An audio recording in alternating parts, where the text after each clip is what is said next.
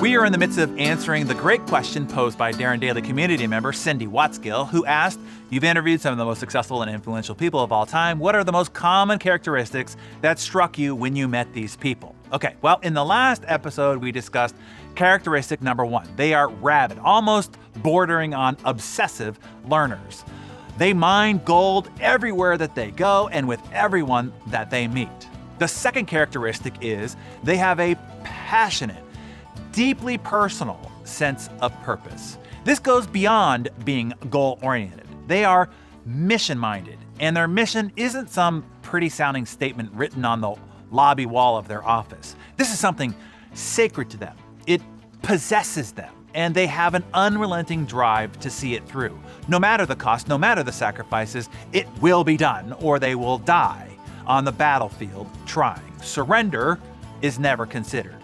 When we profiled Howard Schultz, the now former CEO and chairman of Starbucks, on our cover back in 2011, Schultz had only returned just a few years prior. From 1985 to 2000, Schultz had taken a 6-store location that he bought to over 3,500 stores, and the image of somebody holding a Starbucks cup being an actual status symbol in our society. But after he retired in 2000, over the next 8 years, Starbucks got into trouble. Their stock had dropped 42%, and Schultz had to step back in to try and save the day. Everybody on Wall Street predicted the Starbucks demise. They called his attempt at saving the company a death march. He might slow it down, they said, but it's still going down. McDonald's will definitely kill them, they said. Their best days were behind them, everybody said in unison. But Schultz wasn't stepping back in to save Starbucks for the investors. He was stepping back in to save it for the 180,000 employees. On a cold winter day in 1961, his father, Fred Schultz, a diaper delivery man, slipped on black ice and broke his hip and ankle. Howard was still 7 years old and vividly remembers that day. He said, "That image of my father slumped on the family couch, his leg in a cast from his ankle to his hip, unable to work or earn money, with no health insurance, no workers' comp, no severance, and no way now to make ends meet because they fired him.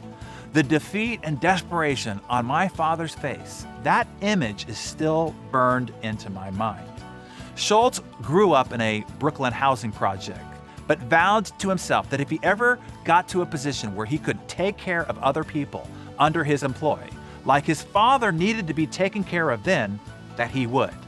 When discussing Schultz's return to Starbucks and his motivation behind it, he said it was for the 180,000 Starbucks people and their families. During the turnaround, Schultz had to find a way to cut more than $500 million in expenses in order to survive.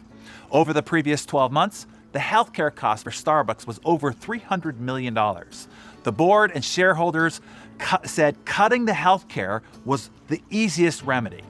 I remember the story of Schultz recounting a difficult call that he took from one of his original institutional shareholders. The investor was pressing him on his plan to cut expenses. He said, "The dire situation is giving you all the cover you need to cut the healthcare costs. No one will criticize you. It's the only time you'll be able to do this. You'll cut $300 million right off the expense sheet." Schultz responded with, "Listen, I can cut $300 million out of a lot of things, but do you want to just kill the company and kill the integrity and trust that people have in this company and what it stands for? There's no way I will do it.